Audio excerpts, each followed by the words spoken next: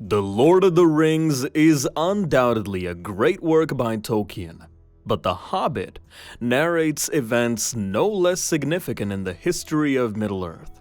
One reason Gandalf supported Thorin's quest was his desire to eliminate SMAUG. Gandalf knew Sauron was preparing to rise again and feared that the Dark Lord would join forces with the powerful dragon. With SMAUG under his control, Sauron could have destroyed armies with a mere wave of his hand, a prospect the forces of good could not allow. In their desperate confrontation with the Dark Lord, any means were justified. In some ways, The Hobbit recounts how Gandalf was preparing for the War of the Ring. He eliminated SMAUG, and Middle-earth was one problem less. But Gandalf did not foresee everything. In Moria, the Fellowship was unexpectedly attacked by a Balrog, Durin's Bane, and the Grey Wizard had to sacrifice himself to protect Frodo and the Ring. These events raise questions. Gandalf did indeed kill the Balrog, but he never fought SMAUG. Instead, he sent Thorin and his dwarves to the dragon's lair, while he dealt with the necromancer in the southern Mirkwood. Hence, is SMAUG stronger than the Balrog, since Gandalf refused to confront him? But delving into history, it turns out that this is not the case. If Gandalf had to fight SMAUG, the wizard would have handled the dragon much easier than the Balrog. And here's why.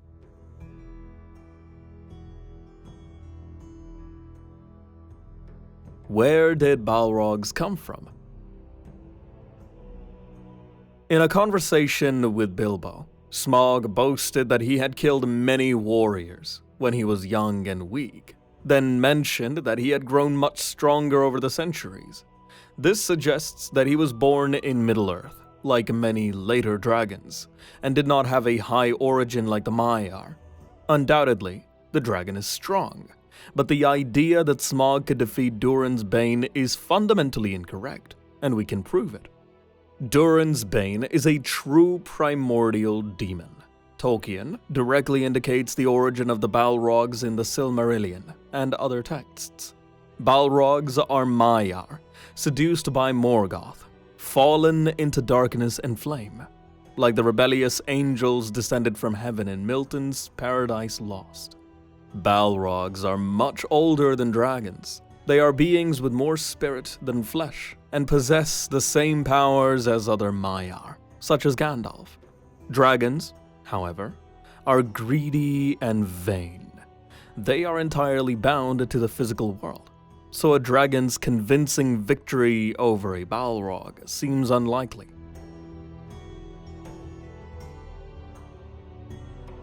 Where did dragons come from? Tolkien writes almost nothing about the origin of dragons, thereby provoking fans into fierce debates. The question of how strong dragons are remains open. Morgoth, a powerful Vala, formerly known as Melkor, almost certainly had a hand in creating the dragons. He chose Sauron as his chief lieutenant, and created the first dragons using fire and magic, then bred new species. Some fans speculate that dragons are fallen Maiar, powerful spirits like angels, who supported Morgoth. In this case, dragons have the same origin as Balrogs, and therefore are roughly equal in strength to them. Another theory suggests that dragons are the offspring of a union of Maiar with some animals like the giant spider Ungoliant, who also produced offspring to torment Middle-earth. One of Ungoliant's progeny being Shelob. Most likely, the first theory is correct, and Morgoth created the dragons.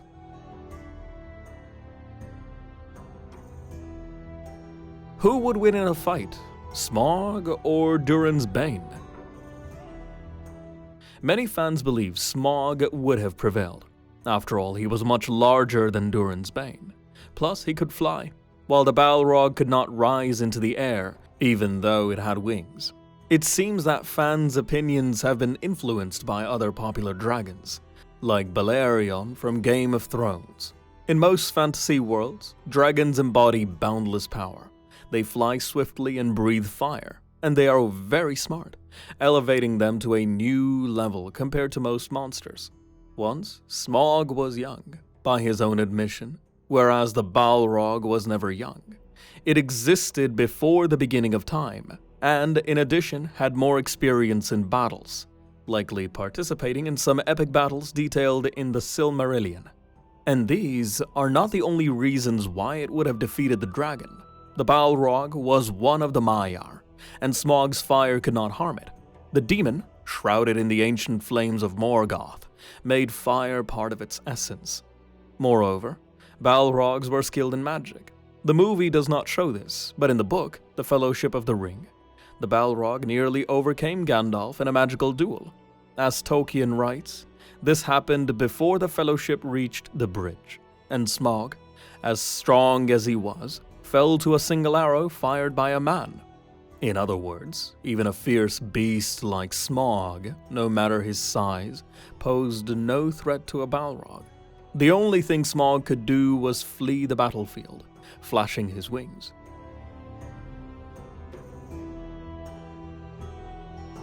Where did Gandalf draw his power from? To assess Gandalf and his accomplishments in Middle-earth, it's essential to first define who he was. Gandalf was not just a wizard. He was one of the Maiar, beings who possessed inexhaustible power, but did not fall from grace like the Balrogs. Moreover, Gandalf belonged to the Istari, a special category of Maiar with limited authority. The Valar sent the Istari to Middle-earth to help the free people in the war against Sauron.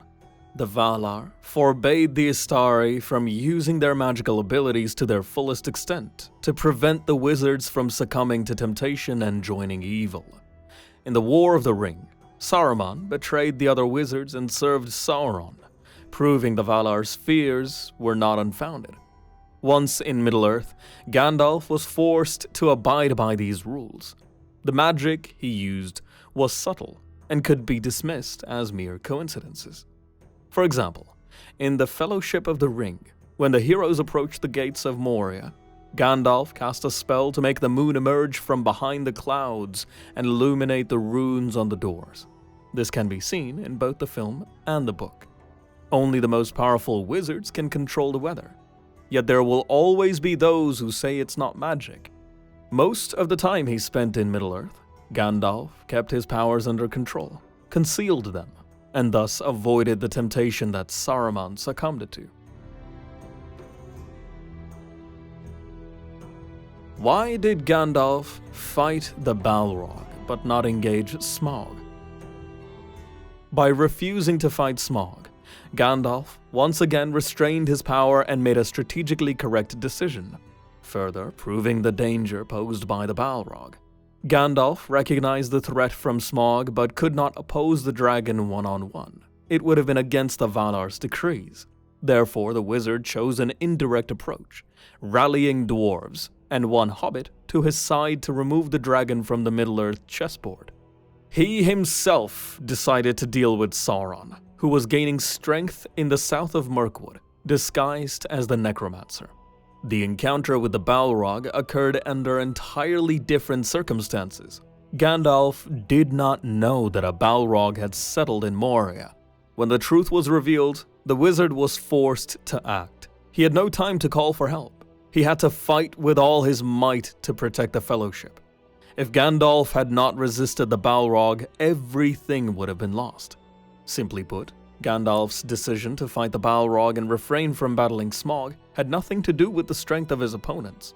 Circumstances dictated it. In this context, there is no doubt about which monster was more dangerous. Definitely the one for which the greatest wizard of Middle-earth broke his oath and got seriously involved. And that's all from me. If you liked this video, don't forget to rate it, subscribe to the channel, and click the bell icon. Your engagement is the best reward for me. Thanks for watching. See you soon. Bye.